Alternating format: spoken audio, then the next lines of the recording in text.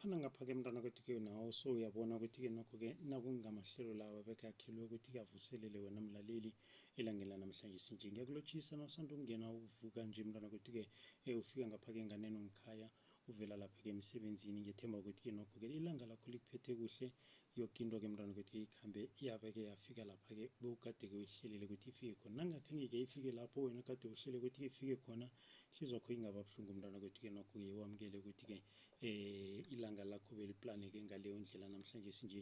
Thokozela nedi into yodwa ukuthi usaphila, yayibona-ke nanoma ngabe-ke bekade-ke ilanga lakho lingasimnandi kodwana nedi ukuthi usaphilile, ukuthi nje ngamanye amezwi usesene-chance yokuthi-ke ungayitjhugulula yoke into ekhange ikhambe kuhle elangeni lanamhlanje sinje, uyenzeke ibe ngcono. Yabona nakunomuntu okhompyutha naye kungaba kuhle ukuthi ukhompyuthe nawe, yabona-ke ukunokuthi ukhompyuthe nabanye abantu. Yiba ngulo muntu okhompyutha nawe ngokwakho, wenzelela ukuthi-ke nakusasa godu ufuna ukuthi ube ngcono kunanamhlanje sinje, ungabi ngcono kunabanye abantu, yiba ngcono kunanamhlanje sinje. Ngehlangothini lakho wenzeke okuzokwenza ukuthi-ke epilweni yakho kube nobumnandi nangakhenge kowubona ubumnandi elangeni lanamhlanje sinje. Uzima kakusize mntwana kwethu. Kanti-ke ngiyabathokoza boke-ke mntwana kwethu-ke balingani bami ngokomsebenzi.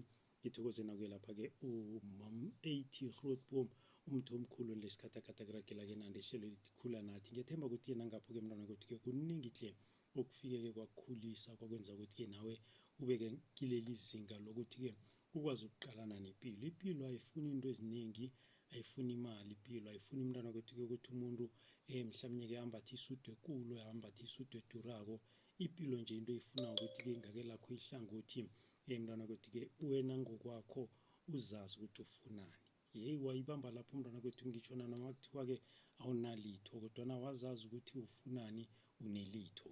Ilitho akusingile nto mntwana kwethu-ke efanele ukuthi-ke uyiphathe uyiphakamise kwaphela, nokuthi nje uyazi-understanda ngokwakho, uyakwazi ukuthi nabakubuza bathi tell us about yourself, ungalokhu-ke mntwana kwethu uyijikajikisa lokuthi mi uvele nje utsho ukuthi mina ngimhlobo nje, bese-ke nawuqeda lapho-ke uthi kiphetho kitu. Uyabona-ke nedi wenza njalo epilweni-ke mntwana kwethu-ke zoke izinto ziphakamisa uthubhakghuru zibe tswetswe njengeLimpopo.